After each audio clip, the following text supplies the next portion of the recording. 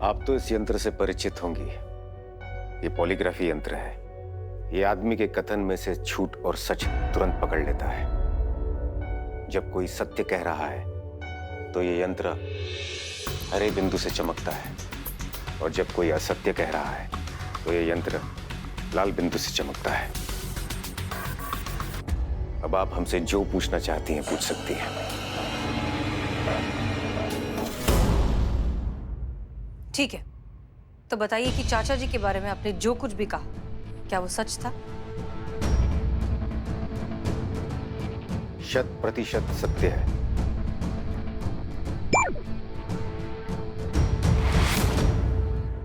महिपाल सिंह एक आतंकवादी है और वो लोग एक बहुत बड़े हमले की योजना में है।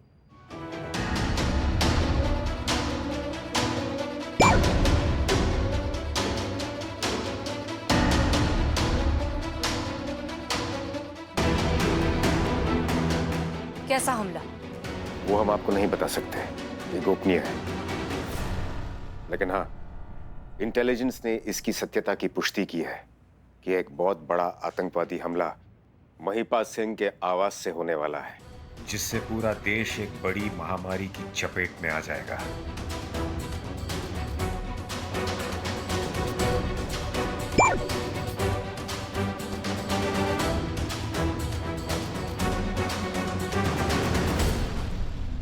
चलिए मान लिया कि बहुत बड़ा आतंकवादी हमला होने वाला है, लेकिन चाचा जी का इसमें डायरेक्ट इन्वॉल्वमेंट है।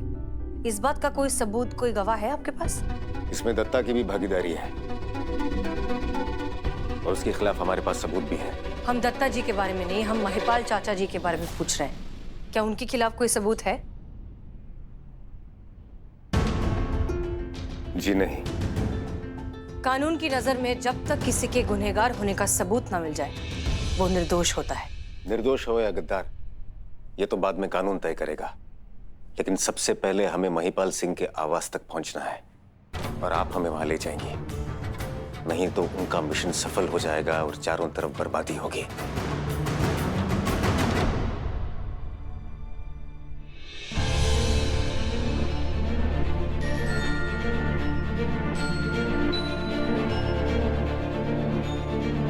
तो आप सिर्फ इसलिए चाचा जी से मिलने को उत्सुक थे? जी हाँ।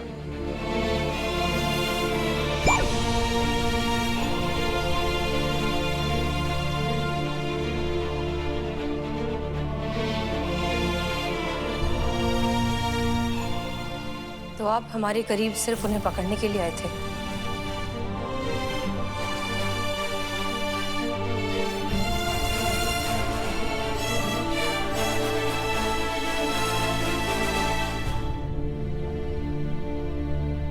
जी हाँ।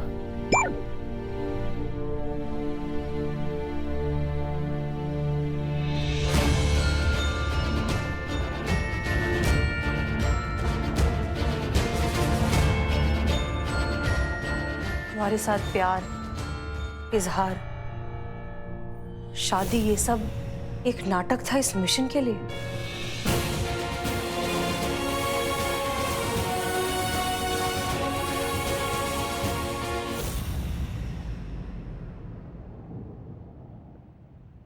जी हाँ।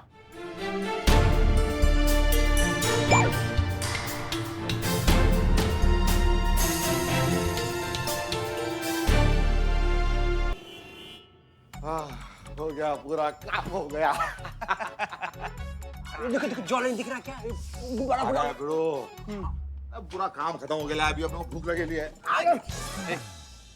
चलो चलो अरे चलो, पहले तुम ही लोग चलो ना तुम लोग। नहीं, पुलिस फर्स्ट, पुलिस। अब क्या खाना खाएंगे? खाना खाएंगे। जो खाना दिख रहा है ना वो बच्चा लोग के लिए है। पहले वो लोग खाएगा, फिर हम लोग खाएंगे।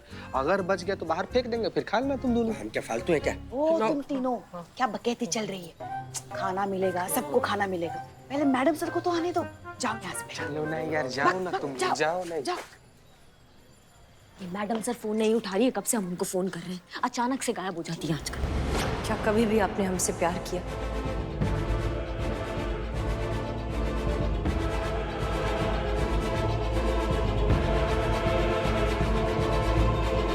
शायद।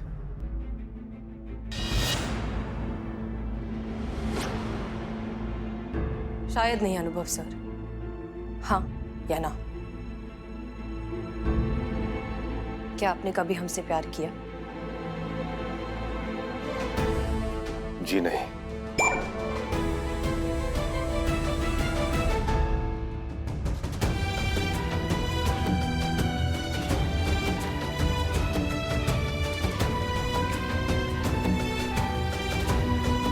इसका मतलब अब तक जो कुछ भी चल रहा था वो सब झूठ था। बेवकूफ बनाया आपने हमें।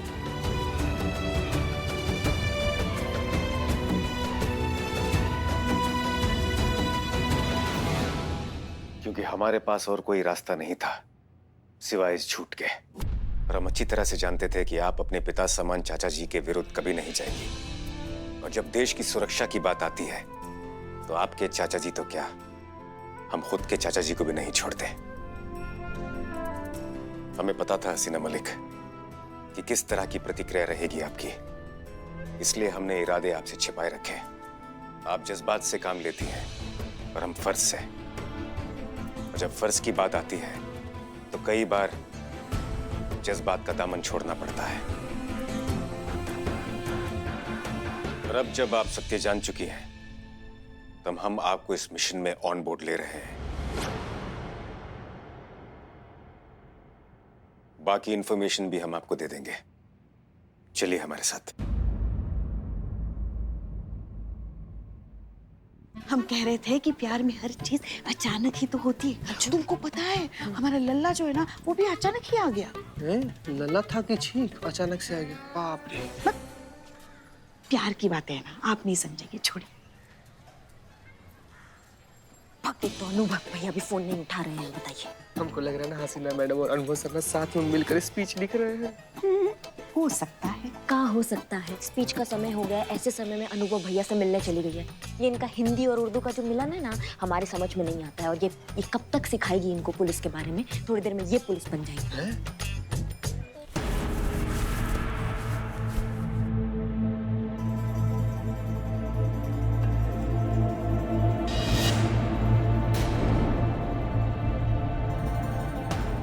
लोग एक जैविक युद्ध कराने की योजना में हैं। उन्होंने एक ऐसे भयानक जनभक्षक वायरस का निर्माण किया है जिसके फैलते ही करोड़ों लोगों की मृत्यु हो सकती है।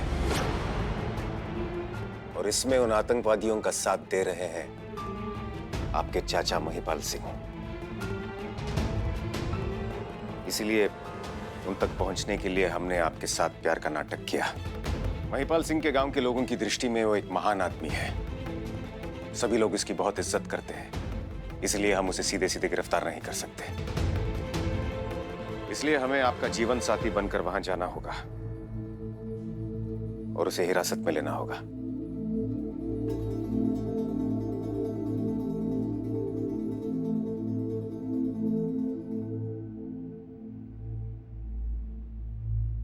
मतलब अब तक प्यार का नाटक जो आप हमारे साथ करते आए वो अब हमें करना होगा।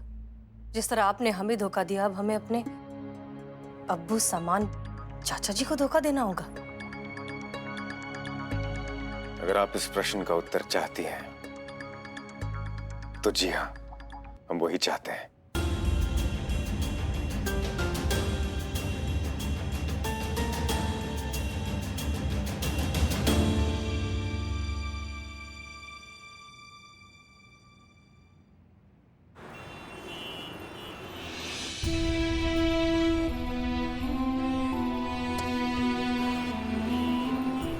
इसका मतलब शादी, प्यार, इजहार, ये जो कुछ भी था वो सब एक नाटक था इस मिशन के लिए।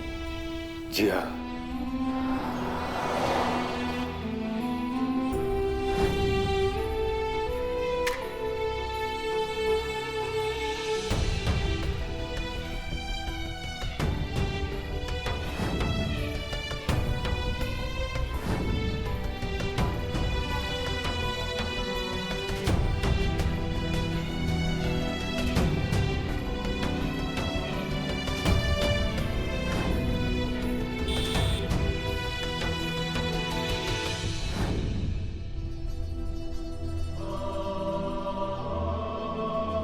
आपको हम पर विश्वास है ना?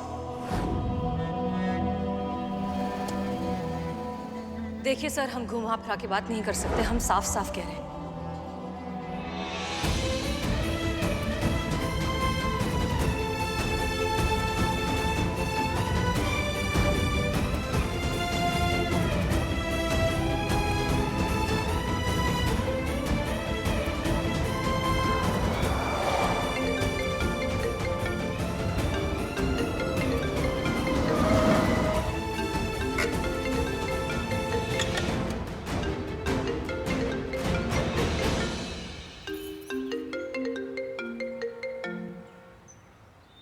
जी करिश्मा सिंह। जय हिंद मैडम सर, आप कहाँ हैं? आप फोन नहीं उठा रही हैं। अब कब से हम आपको फोन कर रहे हैं। हम डीएसपी सर के साथ कुछ जरूरी काम में अटक गए थे।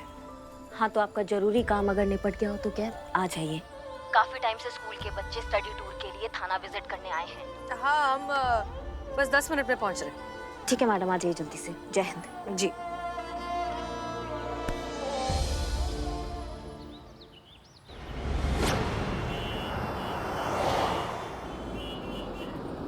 देखिए हमारी मैडम सर भी आ गई।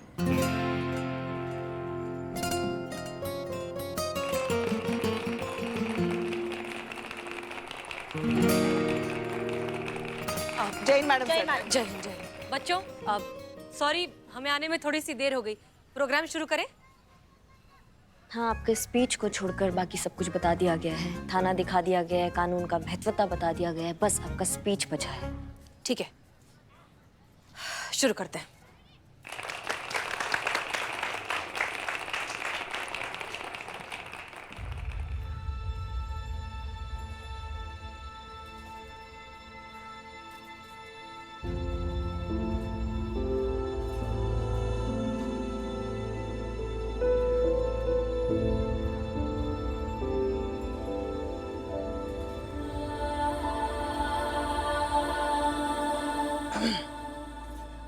मैडम सर, क्या हुआ? पुष्पा जी, दरअसल हम अपने काम में इतने उलझ गए कि हमने कोई स्पीच ही प्रिपेयर नहीं की। अब हम क्या बोले? तो क्या कर रही थी डीएसपी सर के साथ? नहीं, हमारे कहने का मतलब है कि अब बच्चे तो आ गए हैं, कुछ तो बोलना पड़ेगा ना। कुछ भी बोल दीजिए ना। कुछ भी कैसे बोलते पुष्पा जी? तो अब हाँ, तो फिर ऐसा कीजिए ना, आप अपने बचपन का कोई बच्चों को प्रोत्साहित करने वाला किस्सा सुना दीजिए, या अपने पिताजी के बारे में बोलिए। अच्छा लगेगा उनको। अरे आप बोल पाएंगे, बोलिए बोलिए।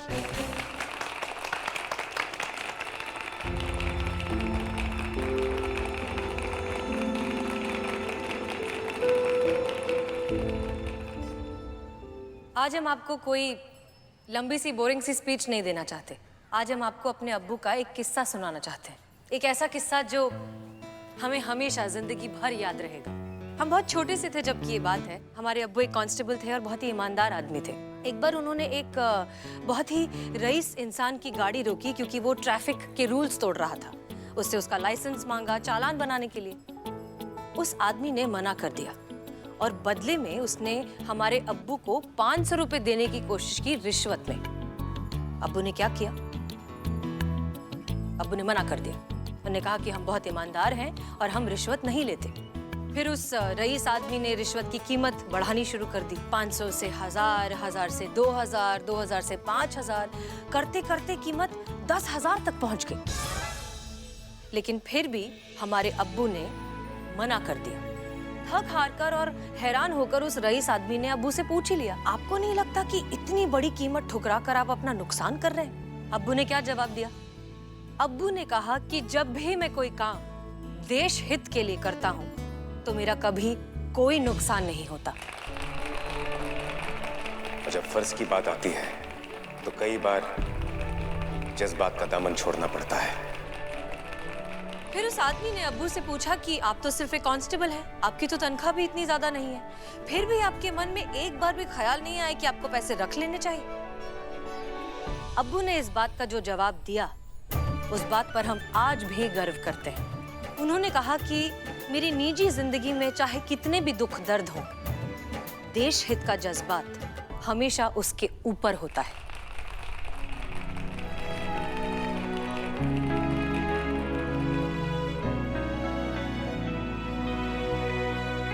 हमारे अब्बू हमसे हमेशा कहा करते थे कि जब भी जिंदगी में कोई भी उलझन सताए हमेशा खुद से एक सवाल करो कि क्या आप जो करने वाले हो उसमें देश का भला है? जब देश की सुरक्षा की बात आती है तो आपके चाचा जी तो क्या, हम खुद के चाचा जी को भी नहीं छोड़ते। और इस सवाल के जवाब से आपकी सारी उलझनें सुलझ जाएंगी, क्योंकि एक बात तो तय है, देश के हित के आगे और उससे जरूरी कुछ भी नहीं।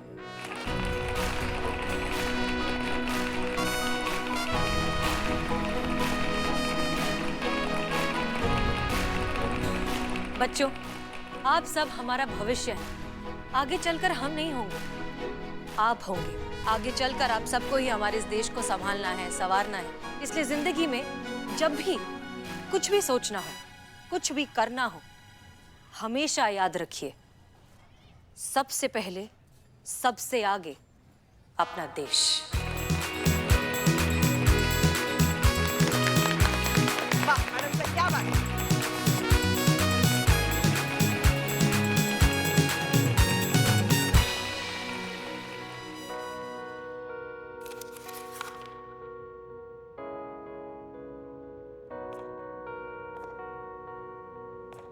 जय हिंद सर। जय हिंद। हम जानते हैं कि आप असमंजस में होंगे, क्योंकि आपको पिता प्रेम और देश प्रेम में से किसी एक को चुनना पड़ रहा है। लेकिन आपके बिना हम किसी असमंजस में नहीं है सर।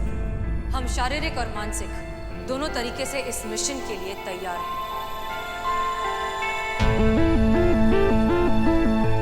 हमने चाचा जी से मिलने की तारीख भी फिक्स कर दी। 7 तारीख को हम उनसे मिलेंगे। धन्यवाद हसीना जी। आपको धन्यवाद कहने की कोई जरूरत नहीं है सर, क्योंकि हम जो कुछ भी कर रहे हैं सिर्फ और सिर्फ देश प्रेम के लिए कर रहे हैं। हमारे अब्बू हमसे कहा करते थे कि इस दुनिया में देश प्रेम से बढ़कर कोई भी जज्बात नहीं। Welcome to the mission Haseena Malik. Thank you sir.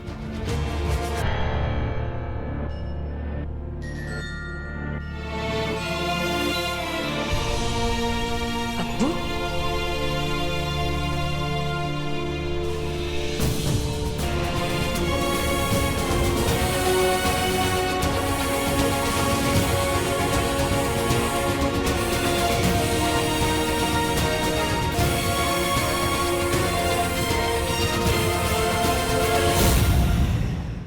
Santosh ji, हाँ, स्माइल स्माइल। क्या बात है, क्या लग रही हैं आप। क्या फोटोज आ रही हैं, ये देखो। हमको भी संतोष जी के साथ फोटो लेना है। ले, अब नहीं आएंगी अच्छी फोटो। देखो ऐसा है ना बाबू कि तुम्हारे पास कैमरा है ना, तो फोटो लो, तुम फिर की मत लो, नहीं तो तुम्हारा ब्रेकिंग न्यूज बना देंगे हम। बहुत खराब आदमी है। पासी खबर जैसी बातें करने वाला मुझे ब्रेकिंग न्यूज की धमकी दे रहा है। डरना चाहिए मुझे। हाँ, डरना चाहिए। सनी, इतनी बहस क्यों कर रहा है? एक फोटो ही तो लेनी, ले ले चीता के साथ इसके फोटो। साथ ले फोटो ले। संतु जी बोली ना बाबू, अब देखना हमारा और संतु जी का केमिस्ट्री। बेटा, केमिस्ट्री तो मैंने अपने स्कूल में कभी ना देखी। यहाँ क्या उखाड़ लूंगा देख के। स्कूल में देखे होते ना तो कोई बढ़िया काम उम कर रहे होते, पैसा वैसा मिलता तुमको। ये सब बकलोली नहीं करते। जा रही हूँ मैं। अरे संतोष जी, रुको, खिंचवा लो। ओके, तो अब क्योंकि हम मैडम सर और डीएसपी सर का प्री वेडिंग फोटो शूट कर रहे हैं, तो हम ऐसे कपल फोटो खिंचाएंगे। कपल? संतु जी हम रेडी हैं। मैं रेडी हूँ। रेडी। तू फोटो खींच। आइए। हाँ, तुम दोनों कपल और मैं फोटोग्राफर। संतोष जी, क्या कह रही हैं आप? ना, क्या ना। बोल रही हो? फोटो खिंचाने बोल रही हूँ, शादी करने नहीं बोल रही हूँ। तुम चीते, तुम मैडम सर और तुम डीएसपी सर। चलो डीएसपी सर आप बैठिए प्लीज। संतोष जी, हाँ बैठिए। संतु जी समझिए ना। बैठिए। अच्छा। और मैडम सर आप डीएसपी सर के कंधे पर हाथ रखिए। Very good. स्माइल, अच्छे से स्माइल।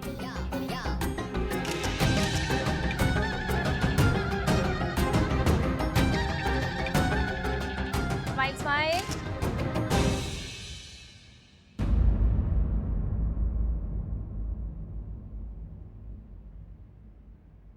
जय हिंद। जय हिंद। चैन सर। मैडम सर, आप ही का इंतजार था। शुरू करें आपका प्री वेडिंग शूट। ये करना जरूरी है क्या? अरे मैडम, आजकल शादी के मंत्रों से ज्यादा इंपॉर्टेंट हो गया ये शूट। करें शूट स्टार्ट। हाँ, लेकिन हम सोच रहे थे कि हसीना जी, अब खिंचवा लेते हैं एक फोटो। जी सर। चलिए। चड्डा, मैडम सर का और सर का ना एकदम बढ़िया फोटो खींचना। बढ़िया फोटो खींचे तो अपना और संतोष जी की शादी में भी तुम्ही को बुलाएंगे। बेटा तेरा तो दीवार पे टांगने वाली फोटो खींचूंगा बहुत जल्द। मैं जा रही हूँ। अरे संतोष जी खींचे भाई, फालतू बात हाँ, डीएसपी सर आप बैठ जाइए। मैडम आप भी वहाँ बैठ जाओ। हाँ, अब मैडम सर आप ना डीएसपी सर के कंधे पर हाथ रखिए। हाँ अच्छी फोटो आई। बहुत अच्छी।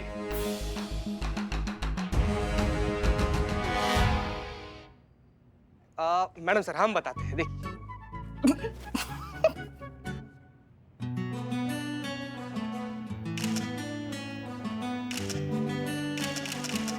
Smile. And here we go.